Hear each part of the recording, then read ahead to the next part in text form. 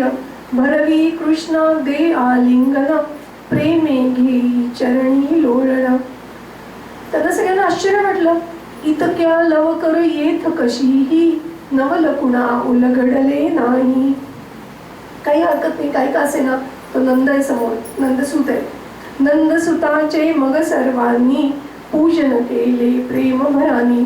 क्षणभर शंका आली होती, पण समोर इतका आनंद वाढवून ठेवला होता की एरवी जे गॉसिप झालं असतं ते झालं नाही. त्यामुळे सगळ्या पूजेला लागल्या.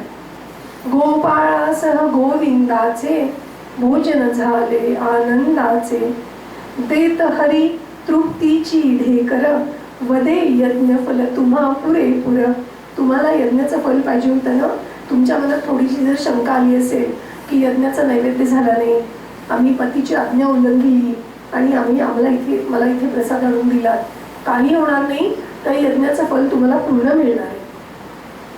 आता सुखाने जा सदना व्रत, होतील सारे सफल मनोरथ. काय आहे ना, जशी इच्छा तसा देणारा भगवंत आहे. त्यामुळे आर्ताला तसं दे, अर्थार्थीला अर्थ दे.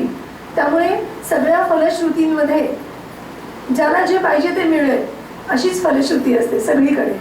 जो जे मागेल तसं ते होईल. तुमची आता मात्र सखी ही, भिन्न मज कुणी होणे नाही. का बरं?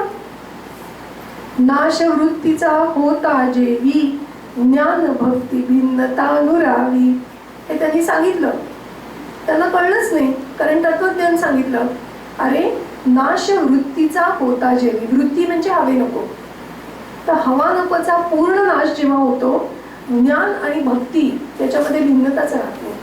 नाश वृत्तीचा होता जेवी, ज्ञान भक्ती भिन्नतानुरागी. आणि म्हणून भक्तीला चौथा पुरुषार्थ म्हणलेला आहे, कारण ती भक्ती मिळवावी लागते. त्याच्यासाठी प्रयत्न तप करावे लागतात. जसे बाकीच्या चारही पुरुषार्थांना पाचवा पुरुषार्थ, चौथा नाही, पाचवा पुरुषार्थ, कारण चारही पुरुषार्थांसाठी श्रम हे करावेच लागतात, भक्तीसाठीही करावे लागतात. म्हणून अशी भक्ती तिला मिळाली होती. येता सती परतुनी कळले तयासी, टाकून देह मिळाली जगदीश्वरासी. हा धन्य धन्य पद मेळविले सखीने, आम्हास कान तरी बांधिले पतीने. अरे, काय बरं हे झालं. आम्हाला मानलं असतं तर आम्ही अशाच गेलो असतो ना भगवंतापाशी. खरंच प्रत्येकाची भक्ती इतकी उत्कट असते की नाही माहीत नाही, कारण स्मशान वैराग्य सगळ्यांनाच येतो, नाही का. उचल बाबा, आता सगळं पूर्ण झालंय, पण ऍक्च्युअल उचलायची वेळ येईल तेव्हा काय होईल ते सांगता येत नाही.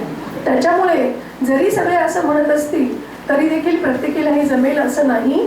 तिने ते जमवलं आणि म्हणूनच तिचं प्रारब्ध तसं होतं, म्हणून तिला तिच्या नवऱ्याने बांधलं, कारण ती मुक्त होणार होती. इथे इंद्रगर्भ परिहार नावाचा 6वा सर्ग समाप्त होतो.